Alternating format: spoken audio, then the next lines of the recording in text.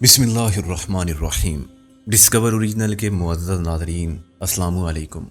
اب کس نمبر 952 ملاحظہ فرمائیں۔ ہم لاؤنج سے ملحق ریسٹورنٹ میں بیٹھ گئے۔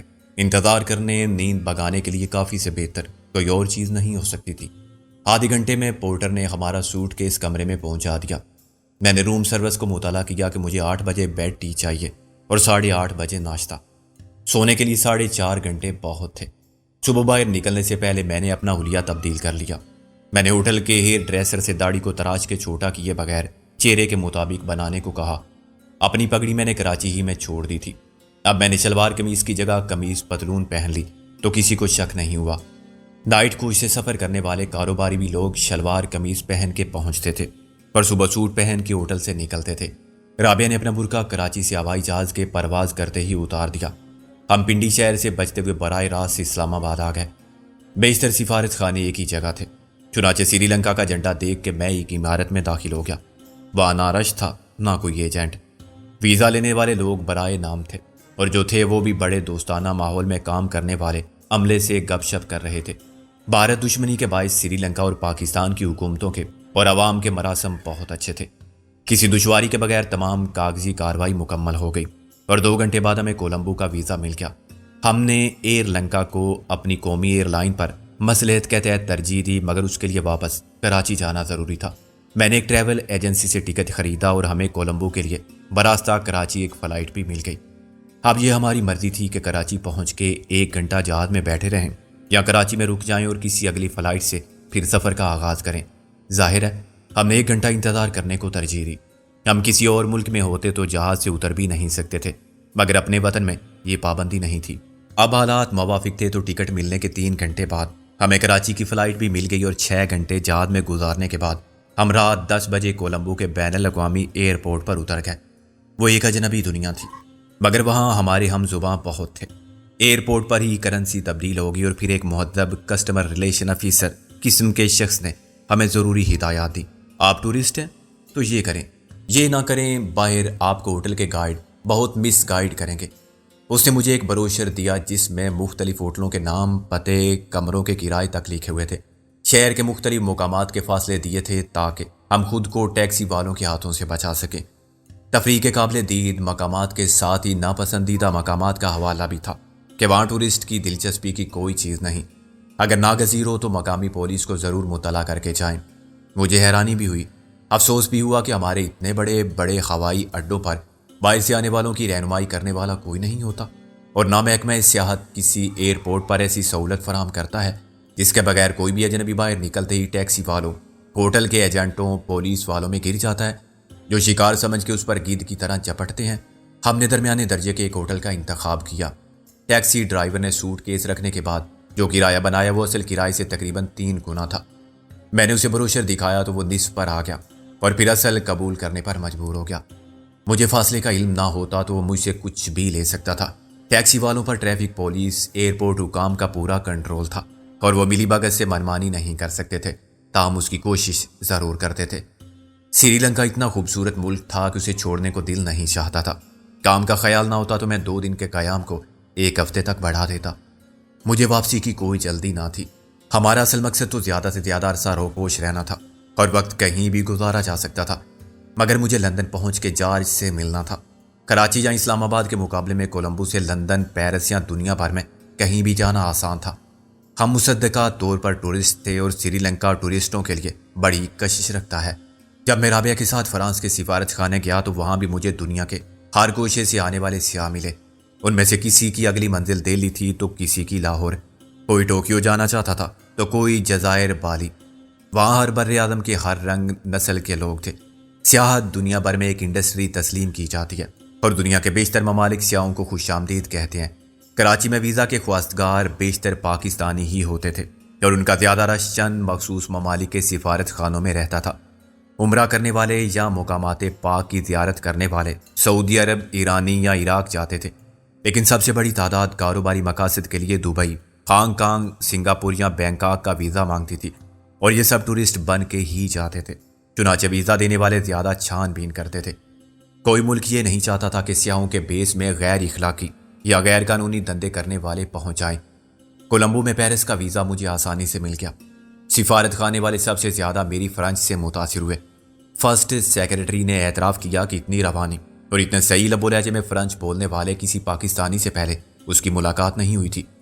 وہ میرے حلیے سے بھی متاثر تھا اور میرے ایڈوکیٹ کے پیشے سے بھی۔ آپ سیر و سیاحت کے لیے نکلے ہیں؟ میں نے کہا سچ بات تو یہ ہے کہ ہم شادی کے بعد ہنی مون کے لیے نکلے ہیں اور میری بیوی کو پیرس کے نام سے عشق ہے۔ وہ خوش ہو کے ہنسا۔ آپ کی حسین بیوی کو پیرس دنیا کا سب سے حسین شہر لگے گا، یہ حقیقت بھی ہے۔ زبان کا مسئلہ بھی نہیں ہوگا آپ کی وجہ سے۔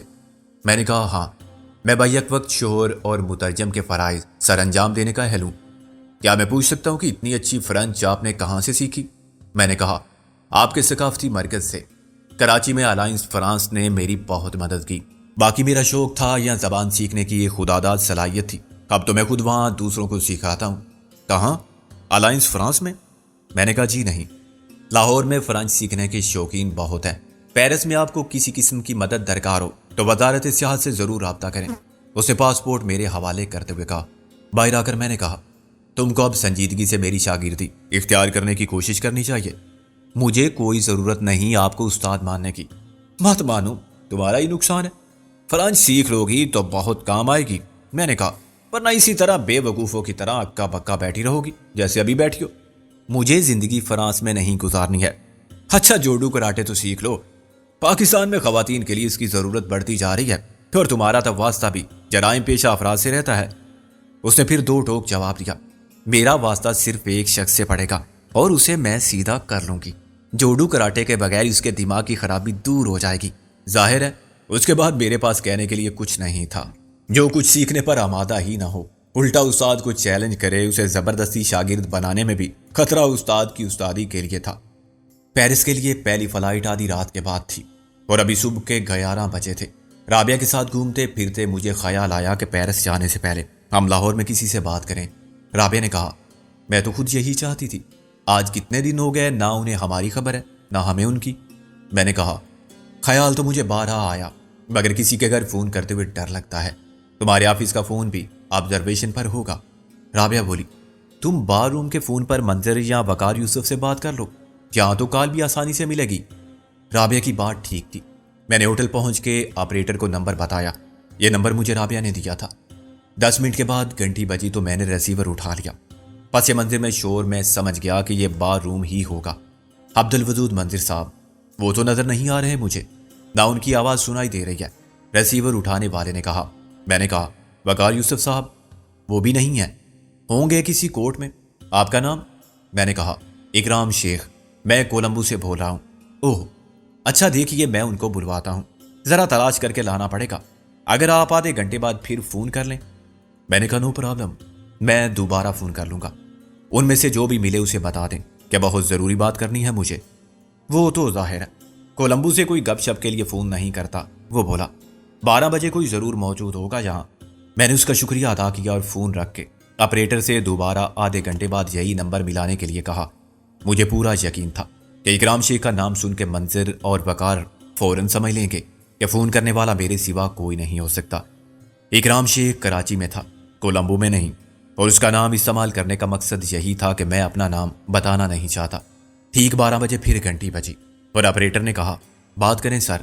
میں نے کہا کیا میں منظر ایڈوکیٹ سے؟ میرا جملہ پورا ہونے سے پہلے ریسیور اٹھانے والا چلا کے بولا منظر صاحب جلدی آئیں، آپ کا فون آ گیا۔ چند سیکنڈ بعد منظر بولا یہ کون بھوتنی کا اکرام شیخ پیدا ہو گیا کولمبو میں؟ میں نے کہا سر السلام علیکم، اکرام شیخ کی اس میں کیا غلطی ہے؟ آخر آپ بھی تو پیدا ہوئے تھے بلا وجہ، اس دنیا کو آپ کی قطعی ضرورت نہ تھی۔ میں سمجھ گیا تھا کہ یہ وہی ہو سکتا ہے جو گیا تھا مغرب کی کے اور چلا گیا جنوب کی طرف۔ گدھے کے ساتھ دم ہے یا اسے بھی کہیں چھوڑ دیا؟ میں نے کہا گدھا رہ سکتا ہے دم کے بغیر؟ آدمی کے لیے اس کی ناک کتنی اہم ہے۔ ناک کٹ جانے کے دردناک موضوع پر کتنی فلمیں بنی ہیں۔ خیر چھوڑو یہ باتیں، اس سے زیادہ دردناک واقعہ بچپن میں آدمی کے کوئی سنبھالنے سے پہلے پیش آتا ہے، جب سالہ نائی بھی سکندر اعظم کی تلوار کی طرح اس طرح لہراتا آتا ہے۔ منظر بولا اچھا ہوا جو تمہیں کسی الو کے پٹھے کا خیال آیا۔ میں نے کہا ہم دستے قدرت کے انتظام غیب سے مجبور ہو کے یہاں پہنچ گئے یار، ہم ایسا چاہتے نہیں تھے، جیسے تو نہیں چاہتا تھا کہ 17 بچوں کا باپ ہو۔ اس نے شور مچایا یہ کون بھوتنی کا کہتا ہے میری مرضی؟ اور نیت نہ ہوتی تو میری گھر والی کو کسی کا باپ 17 بچے دینے پر مجبور نہیں کر سکتا تھا۔ معاف کرنا، مثال غلط ہو گئی۔ ہم نے سوچا کہ اپنی خیریت سے اور جائے وقوع سے آگاہ کر دیں۔ آج رات ہم یہاں سے بھی اڑ جائیں گے اور خود سمجھ لو کہ کہاں جائیں گے، وہاں سب خیریت ہے نا؟ خیریت کہاں ہے؟ کیا چیز ہوتی ہے خیریت؟ کیسی ہوتی ہے؟ وہ خفا ہونے لگا۔ سالے، جب سے تم لدے ہو ہم پر اور ہمارے ساتھ بہت سے خیریت کا مطلب بھول گئے ہیں۔ تمہارے اعمال کی سزا بھگت رہے ہیں ہم زندگی کے نام پر۔ ایسی کیا خطا ہوگی ہم سے سرکار؟ خطا؟ ابے تم خطا کار، گناہگار، بدکار کیا نہیں ہو؟ نیک کام خود بھی نہیں کیا اور اس کو بھی کسی کام کا نہیں چھوڑا، نہ ادھر کی نہ ادھر کی۔ پھر رہی ہے تمہارے ساتھ خبر۔ یہاں سب کو مصیبت پڑی ہوئی ہے، اخباروں میں شور مچا ہوا ہے، اور تم جانتے ہو شور کس کی شاہ پر مچ رہا ہے؟ اپنے اسد اللہ خان ہیں اس کے پیچھے۔ میں سمجھ گیا کہ اسد اللہ خان سے اس کی مراد غالب ہے۔ اسی مسئلے پر؟ ہاں بھائی، اتنا بڑا ساوی اور اتنا بڑا وکیل نہ رہے تو یہ ملک کیسے چلے گا؟ سمجھ لو قیامت آ گئی ہے۔ پولیس کا سارا نا اہل عملہ ادھر سے ادھر بھاگا پھر رہا ہے، وکیلوں نے شور مچا رکھا ہے، احتجاجی جلسے، جلوس، بیان بازیوں اور خبریں۔ میں نے سنا ہے کہ اصل بندہ بیان دینے سے قبل ہی اللہ کو پیارا ہو گیا۔ ہاں ٹھیک سنا تو نے، منظر بولا۔ اسمبلی پہنچنے کی بجائے وہ اوپر تم جیسی آرامیوں کی اسمبلی میں پہنچ گیا۔ جہنم کہتے ہیں اسے، لیکن ہم بھی کم نہیں۔ مجھے ڈر تھا کہ ایسا ہو سکتا ہے، میں اس سے ملنے گیا تھا، حالانکہ وہ خاص سرکاری مہمان تھا جس سے کسی کو ملنے کی اجازت نہیں تھی، لیکن تھانے دار آ گیا میرے قابو میں۔ ان سالوں کی دکھتی رگ ہوتی ہے ہمارے ہاتھ میں۔ اس سے بھی بس ایک بات کی میں نے، اور وہ الف کی طرح سیدھا ہو گیا۔ میں نے اسے ایسا کاغذ قلم دیا کہ اس پر اپنا بیان لکھ دو، ورنہ یہ سمجھ لو کہ تم یہاں سے زندہ نہیں نکلو گے۔ چودھری نے پھانسی کا پھندا تمہاری گردن میں ڈال دیا ہے، تم اس کی گردن میں ڈال دو، یہی ایک صورت ہے تمہارے بچنے کی، اور تمہیں خدا کے بعد میں ہی بچا سکتا ہوں۔ وہ بھی سمجھتا تھا کہ اسے پھانسا گیا ہے، مرتا کیا نہ کرتا اس نے لکھ دیا، اور سارا الزام چودھری دلاور پر رکھ دیا کہ اس نے یہ کیا تھا، وہ کیا تھا۔ حالانکہ اس سے فرق زیادہ نہیں پڑتا۔ بوتنی کہ تیری اپنی عقل ماری گئی تھی کہ تو چودھری کی بات مانتا رہا، تو اس کے حکم کا غلام ہے، لیکن اس بیان سے بڑی مدد ملے گی ہمیں۔ یار منظر، بڑی آرامی چیز ہے تو بھی۔ یہاں اس گالی کو میں تعریف، خراج تحسین کے لیے استعمال کرنے پر مجبور ہوں۔ تو نے واقعی کمال کر دیا۔ تھانے دار نے اعتراض نہیں کیا؟ وہ سامنے نہیں تھا۔ حوالات میں 4-6 بندے اور بے سود پڑے تھے۔ خاطر تواضع کے بعد تھانے دار آیا 2 مرتبہ تو میں باتیں کرنے لگا، اور اس نے قلم کاغذ چھپا لیا۔ حوالات کے باہر بھی تو ایک بندوق والا ہوتا ہے۔ وہ دوسری طرف دیکھ رہا تھا جدھر 100 کا نوٹ تھا۔ منظر نے کہہ کا مارا، اب اس کو تو مرنا ہی تھا، اگلے دن اس کی خودکشی کرا دی گئی، لیکن وہ تحریر ہے میرے پاس، وہ تھانے دار مارا جائے گا، اس کی نوکری تو سمجھو گئی۔ ہمیں نوکری خاک کرتے ہیں یہ لوگ، بادشاہی کرتے ہیں۔ بہت کمالیا ہوگا، اتنا کہ اس کی 7 آرامی پشتیں گھر بیٹھے کھا سکتی ہیں، اس سے مجھے کوئی ہمدردی نہیں ہے۔ میں نے کہا، یار معلوم ہے ہمیں کیوں آنا پڑا کولمبو؟ وہ حرام زادہ وہاں پہنچ گیا تھا ہمارے پیچھے پیچھے۔ منظر نے حیرانی سے کہا، لیکن اسے کیسے معلوم ہوا؟ اکرام شیخ سے ملنے کی غلطی کی تھی ہم نے، پھر جان کیسے چھڑائی اسے؟ میں نے کہا، یہ بڑی لمبی کہانی ہے، بس یوں سمجھ لے کہ اللہ نے بچا لیا اور ہم اسے دھوکہ دے کر نکل آئے۔ تجھے یقین ہے کہ وہ بھوت اب تیرے تعاقب میں نہیں ہے؟ میں نے کہا، اس کا مجھے 100% یقین ہے، اور اسی لیے اب ہم جا رہے ہیں پیرس۔ ناک کو سیدھا پکڑنے میں خطرہ تھا، پیرس سے آگے بائی روڈ۔ میں سمجھ گیا، اور یہ بھی عقل مندی کی تو نے کہ کسی کے گھر فون نہیں کیا، سب کے آبزرویشن لگی ہوئی ہے، بلکہ مجھے تو شک ہے کہ میرا اور وقار کا تو باقاعدہ تعاقب کیا جاتا ہے۔ نازو کو میں نے اپنے گھر بلا لیا ہے، لیکن باہر جھانکنے سے بھی منع کر دیا ہے۔ ہم آفس میں بھی کوئی بات کرتے ہیں تو سوچ سمجھ کے۔ کل میں نے وقار کو فون کر کے پوچھا تھا کہ رابعہ اور غالب کا کچھ پتہ چلا؟ پھر ہم آدھے گھنٹے تک پریشان رہے۔ دفتر میں بھی باقاعدہ پرتشویش گفتگو ہوتی ہے۔ میں نے کہا، ایک بات میری بھی دھیان میں رکھ، اکرام شیخ کو فون مت کرنا اور نہ اس پر اعتبار کرنا۔ اچھا، کیا آرامی پن کیا ہے اس نے؟ چھوڑ یار منظر، دنیا بہت بدل گئی ہے، لوگوں کی نظریں، جذبات، رشتے سب وہ نہیں رہے۔ منظر نے کہا، اچھا اس سے بھی نمٹ لیں گے بعد میں۔ میں نے کہا، گلو اور محسن کا کچھ پتہ چلا؟ ہاں، پاگل تو وہ پہلے بھی ہوا تھا صدمے سے، اس مرتبہ صدمے کا نام بدل گیا ہے۔ گل کو بڑا صدمہ تھا اولاد کے نہ ہونے کا۔ بوبی کو دیکھ دیکھ کے اس کے اندر جو ممتا کا جذبہ تھا وہ اسے خون کے آنسو رلاتا تھا۔ نہ جانے کس نے اسے بتا دیا کہ تم ماں بن سکتی ہو، اور موسی نے اس کا دل رکھنے کے لیے اس کی بات مان لی۔ یہ سب لکھا ہے خط میں۔ کمال یہ ہے کہ وہ بوبی کو بھی چھوڑنے پر تیار نہیں، اس کے لیے بھی پاگل رہتی ہے۔ میں نے کہا، میں ایک ڈائری بھیج رہا ہوں تجھے، اس کو باحفاظت کہیں رکھوا دینا، 10 نقلیں بنوانے کے بعد۔ ٹھیک ہے، تو بھی 2-3 فون نمبر لکھ لے، یہ میرے کلائنٹ تھے جن کو میں نے پھانسی ہونے سے بچا لیا تھا۔ ہاں وہ میری خاطر سب کچھ کر سکتے ہیں، ان کو جو پیغام دے گا وہ مجھے مل جائے گا، وقت طے کر کے بات بھی ہو جائے گی۔ اچھا یار، یہ بار روم کا فون زیادہ دیر استعمال نہیں ہو سکتا، کم سے کم 1 درجن وکیل گالیاں دے رہے ہیں مجھے۔ میں نے کہا صرف 1 درجن؟ اتنے ہی فون ملانے والے بھی ہوں گے جن کو نمبر انگیج مل رہا ہوگا، اس لیے خدا حافظ، اور ہاں اس کو میری طرف سے پیار کر لینا 2 بار۔ منظر کا یہ پیغام میں نے فوراً رابعہ تک پہنچا دیا۔ اس نے سخت خفگی کا اظہار کرتے ہوئے مجھے دھکیل دیا۔ یہ کیا بدتمیزی ہے، مجھ سے منظر نے کہا تھا، ورنہ میں بہت تمیزدار بچہ ہوں۔ دن کا باقی حصہ ہم نے پھر گھومتے پھرتے گزارا۔ میں نے پیڈرو کی ڈائری ایک کوریئر سروس سے 1 لاکھ روپے کی انشورنس کرا کے منظر کو ارسال کی۔ اس ڈائری کی اصل قیمت بہت زیادہ تھی، مگر کوریئر سروس والوں کے لیے دستاویزات کی اہمیت کوئی انوکھی بات نہیں تھی۔ وہ تو بس چیزوں کو حفاظت کے ساتھ صحیح آدمی کے حوالے کرنا جانتے تھے اور اسی کام کے پیسے لیتے تھے۔ رات کو جب ہم پیرس سے روانہ ہوئے تو میں بہت پرسکون تھا، ان تمام خرابیوں کے باوجود جو چودھری دلاور کی ذات سے منسوب تھی۔ ہم ابھی تک محفوظ تھے اور اپنے مقصد کی طرف پیش قدمی کر رہے تھے۔ طویل سفر کا بیشتر حصہ ہم نے سو کے گزارا۔ چارلس ڈی گال ایئرپورٹ آنے سے پہلے ہی مسافروں سے سیٹ بیلٹ باندھنے کو کہا گیا۔ ہم ناشتے اور کافی کے ساتھ اسنیک بھی لے چکے تھے اور تھکن کے علاوہ رابعہ کا متلی اور کیسے حال خراب ہو گیا تھا، وہ بہت پریشان تھی، نڈال تھی۔ میں نے کہا چلو اب تھوڑی دیر میں ہوٹل پہنچ کے آرام کرنا۔ وہ مسکرائی۔ تمہیں بھی پریشان کیا میں نے؟ دراصل اتنا لمبا ہوائی سفر کرنے کا یہ پہلا اتفاق تھا۔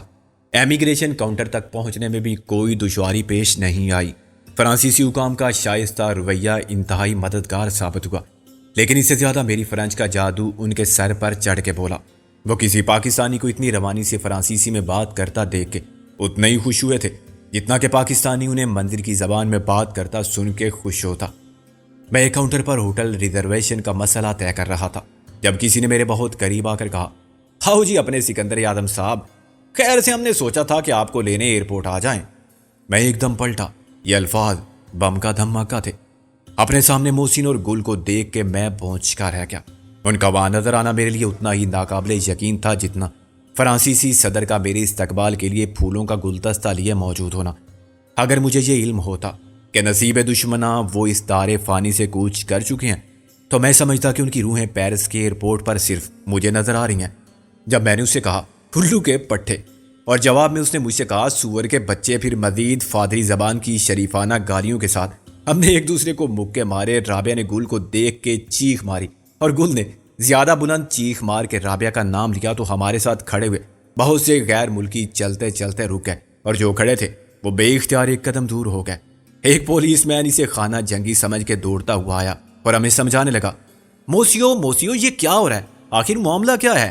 میں اور محسن ایک ساتھ ہنسنے لگے۔ پھر میں نے بہترین فرانچ بولنے کا مظاہرہ کیا۔ معاف کرنا، ہم ایک ایسے قبیلے سے تعلق رکھتے ہیں جو محبت کا اظہار اسی طرح کرتے ہیں، ایک دوسرے سے لڑ کر، اور نفرت کا اظہار ایسے کرتے ہیں جیسے آپ لوگ محبت کرتے ہیں، محسن بولا۔ پولیس والے کو اس قبائلی رسم پر اتنی حیرت نہیں ہوئی تھی جتنی میری اور محسن کی صحیح لب و لہجے کے ساتھ فرانچ سن کے ہوئی۔ اگر اس کے سامنے کوئی بچہ کھلونا پستول سے گولی چلا دیتا یا بھیڑ کی کھال میں سے اصلی بھیڑیا برآمد کر کے سوال کرتا کہ بولو اب تمہارے ساتھ کیا سلوک کیا جائے، تو بھی وہ اتنا پریشان نہ ہوتا۔ اس نے خالص فرنچ سٹائل میں کندھے اچکائے، جس کا مطلب یہ تھا کہ یہ لڑائی نہیں، صرف ایک قبائلی رسم ہے، تو باڑ میں جاؤ۔ اخلاقی فرض پورا کرنے کے لیے اس نے معذرت کے چند الفاظ کہے اور واپس چلا گیا۔ میں نے کہا، شیروانی صاحب، یہ میں خواب دیکھ رہا ہوں یا میں پاگل ہو گیا ہوں؟ اس نے کہا، کبیر خان صاحب، دونوں باتیں سچ ہیں، آخر پاگل بھی تو خواب دیکھتے ہیں۔ میں نے کہا، تو یہاں پیرس میں؟ اس نے کہا، اور تو خود کہاں ہے؟ میں نے کہا، مگر یار تو کسی پیر فقیر سے تعویذ لینے گیا تھا ہمالیہ کی چوٹی پر، کسی 100 سالہ سنیاسی بابا سے ملنے جو وہاں 150 سال سے جڑی بوٹیاں تلاش کر رہا ہے۔ محسن نے کہہ مارا، تو بھی کراچی گیا تھا اور پھر تجھے لندن جانا تھا، کیا جہاد راستہ بھول گیا؟ یار مجھے اب بھی یقین نہیں آتا، تم سب کی تصویر اور آواز اتنی صاف آ رہی ہے کہ تم لوگ بالکل حقیقی لگتے ہو۔ ہم سے چند قدم کے فاصلے پر دوسرا جذباتی سین چل رہا تھا۔ چیخ مارنے گلے ملنے کے بعد رابعہ اور گل پہلے ہنسی تھی اور پھر روئی تھی، پھر ان کے درمیان بھی حیرت خوشی سے بھرپور مکالمے اور سوال و جواب یوں شروع ہو گئے کہ دونوں کی زبان نان سٹاپ چل رہی تھی۔ حجام کی کینچی کی طرح اپنے سوال کا جواب سننے کی نہ کسی کو فرصت تھی نہ ضرورت۔ گفتگو کے فن میں یہ کمال غالباً خواتین ہی کو حاصل ہے کہ وہ بیک وقت بول اور سن بھی سکتی ہیں اور سمجھ بھی لیتی ہیں، مگر بھی اقوام میں اور ہم میں یہ جذباتی تفاوت بہت نمایاں ہے۔ وہاں برسوں کے بچھڑے ہوئے ایک دوسرے کو ہاتھ ہلا کے اور ہائے کہہ کے گزر جاتے ہیں، ہینڈ پمپ سٹائل میں مصافحہ کرنے، بغل گیر ہونے کے بہانے ایک دوسرے کو نچوڑنے کے بعد بوری خالہ سے گبن بھینس تک کی خیر و عافیت پوچھنے کی فرصت کسی کے پاس نہیں ہوتی۔ نہ خلف بیٹا خلف بیٹے وہاں نہیں ہوتے۔ کسی اجنبی لڑکی کو اچانک لا کے نئی سامائی کی بہو کے طور پر متعارف کرائے تو ماں سینے پر 2 ہتھڑ مار کے پٹ سے بے ہوش نہیں ہوتی، بلکہ مسکرا کے کہتی ہے، ہیلو، ان سے ملو، یہ ہیں میرے اس سال کے شوہر۔ اور خاندان کی ناک کاٹنے پر جینوئن باپ اسے آگ کرنے یا خود کو گولی مارنے کی دھمکی تک نہیں دیتا، بلکہ الٹا پیٹھ تھپک کے کہتا ہے کہ این کا راز تو آئیدو مرداں چنی کندا، شاباش۔ جب ہم بالآخر شانت ہوئے تو رابعہ نے کہا، کیا خیال ہے، تب باہر چلیں؟ میں نے کہا، بھائی خوب یاد دلا دیا، میں تو واقعی بھول گیا تھا کہ ہمیں باہر بھی جانا ہے، لیکن سوال یہ ہے کہ کہاں؟ موسی نے کہا، یار تم واقف ہو پیرس سے؟ یہاں بہت ٹھکانے ہیں بے گھر لوگوں کے۔ میں نے کہا، ہاں، ہم جب لندن سے آئے تھے تو پیسے بچانے کے لیے وہیں جاتے تھے، کھانا رہنا سب مفت، اور کیسے کیسے کردار ملتے تھے وہاں۔ موسی نے ہمارا سوٹ کیس اٹھا لیا، اچھے خاصے دولت مندوں کی اولادیں، لڑکے لڑکیاں اٹے کٹے کام چور نوجوان چرسی اور بھیک منگے آرٹسٹ، دانشور آوارہ گرد اور فقیر جن کی خودی بہت بلند تھی۔ توبہ توبہ، ایسے لوگوں کے ساتھ رہتے تھے اور کھاتے تھے۔ گل نے ناک منہ چڑھا کے کہا، تم ایک دن رہ کے دیکھو وہاں، پھر پتا چلے گا کہ بے فکری کسے کہتے ہیں اور سکون کیا چیز ہے۔ موسی نے کہا، وہ کوئی کام نہیں کرتے، کھاتے ہیں پیتے ہیں سوتے ہیں لمبی تان کے، اور دنیا کو جوتے کی نوک پر رکھتے ہیں، جس کا جو دل چاہے کہے۔ میں نے کہا، یار ان لڑکیوں کے لیے کوئی بندوبست ہو جائے تو اپنا کیا ہے، پرانے ٹھکانے پر چلے جائیں۔ رابعہ نے کہا، کیوں، ہوٹل نہیں ہوتے پیرس میں؟ محسن بولا، ہوتے ہیں امیروں کے لیے۔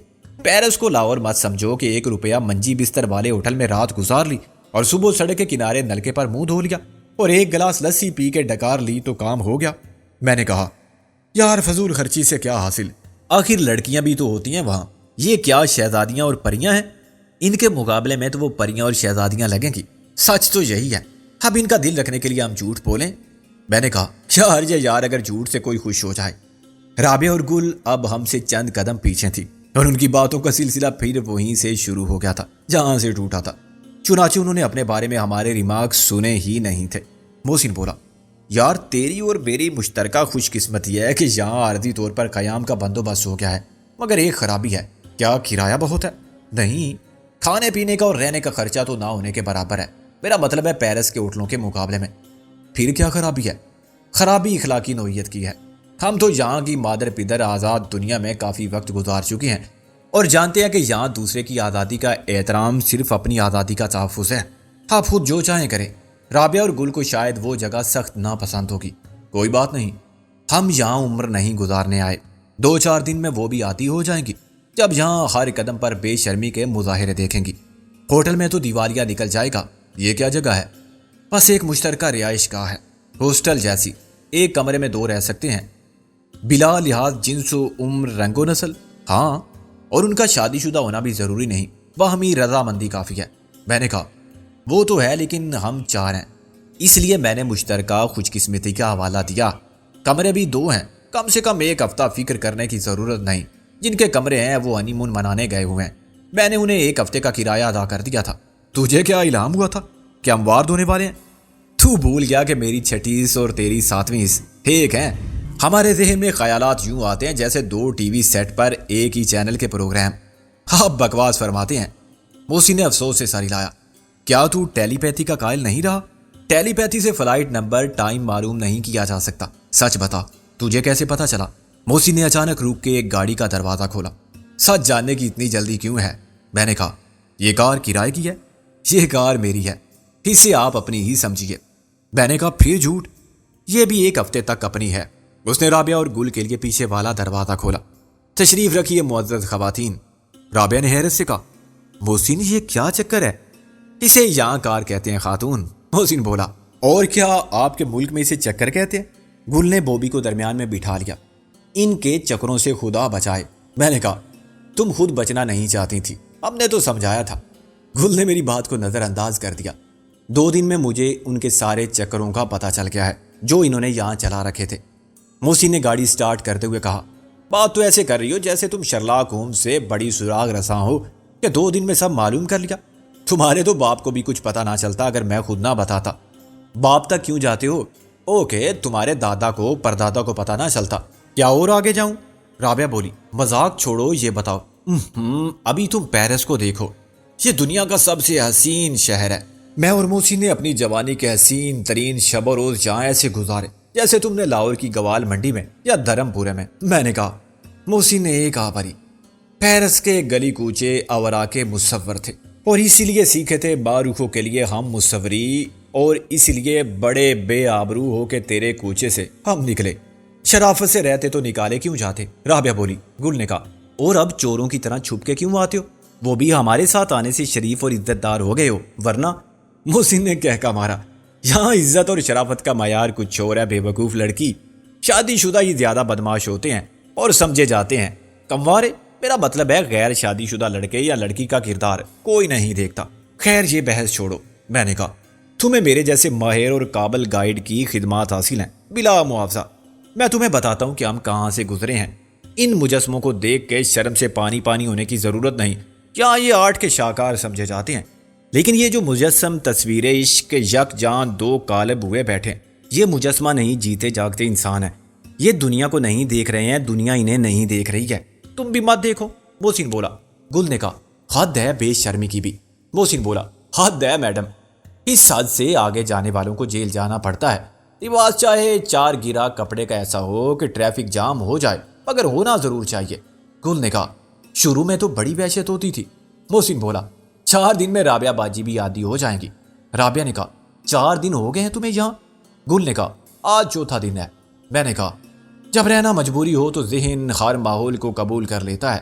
جیسے ہر طرف کھارا سمندر ہو تو میٹھے پانی کی تلاش کا کسی کو بھی خیال نہیں آتا۔ میں نے کہا، سبز و گل کی خوش نمائی دیکھو، یہ موسم بہار نہیں مگر پھر بھی پھولوں کی فراوانی ہے، رنگ ہی رنگ ہیں اور خوشبو ہے۔ دنیا کا کوئی بھی شہر نفاست اور خوش ذوقی میں پیرس کی ہم سری کا دعویٰ نہیں کر سکتا۔ پھر انفرادی آزادی کا جتنا حقیقی احترام فرانس میں ہے، دنیا میں کہیں نہیں۔ رابعہ باہر دیکھ رہی تھی اور میری بات نہیں سن رہی تھی۔ یہ کون سی جگہ ہے؟ میں نے کہا، یہ لوور ہے۔ پیرس کا کیا، دنیا کا سب سے بڑا آرٹ میوزیم، فن تعمیر کا شاہکار۔ گل نے خفگی سے کہا، محسن تو کہہ رہا تھا کہ نیپولین کا مزار ہے۔ محسن نے دانت نکالتے ہوئے کہا، جہانگیر کے مقبرے اور قائد اعظم کے مزار کی باتیں سمجھنے والی لڑکی سے اور کیا کہا جا سکتا ہے؟ رابعہ نے کہا، مانو گے نہیں کہ خود تمہیں معلوم نہیں تھا۔ گاڑی پاکستانی معیار سے اچھی تھی مگر پیرس کی شیشے جیسی عمارت اور ہموار سڑکوں پر رواں چمکتی دمکتی جدید ترین ماڈل کی کاروں کے مقابلے میں یقیناً کھٹارا لقب پانے کی مستحق تھی۔ سڑکوں پر ٹریفک کا دریا بہہ رہا تھا، لیکن نظم و ضبط کا یہ عالم تھا کہ لگتا تھا ساری کاروں کو ایک ہی غیبی ہاتھ کنٹرول کر رہا ہے۔ ٹریفک سگنل کی خلاف ورزی کا تو سوال ہی پیدا نہیں ہوتا تھا۔ ایک جگہ کسی وجہ کے بغیر ساری کاریں رک گئیں تو رابعہ نے پوچھا، کیا ہوا؟ کیا کوئی چوک تو نظر نہیں آ رہا ہے؟ محسن بولا، ایک بڑی بی اپنے پاکٹ سائز کتے کے ساتھ زیبرا کراسنگ پر سے گزر رہی ہے۔ جب تک وہ سڑک پار نہیں کر لیں گی سب انتظار کریں گے، اور ایسا ہی ہوا۔ بڑی بی نے اطمینان سے سڑک پار کی، کسی نے بھی اس پر بے اطمینانی کا اظہار ہارن بجا کے یا بڑی بی کو گالیاں دے کر نہیں کیا۔ گل نے گزشتہ 3 دنوں میں بہت کچھ دیکھ لیا تھا، اس لیے وہ کم حیران تھی۔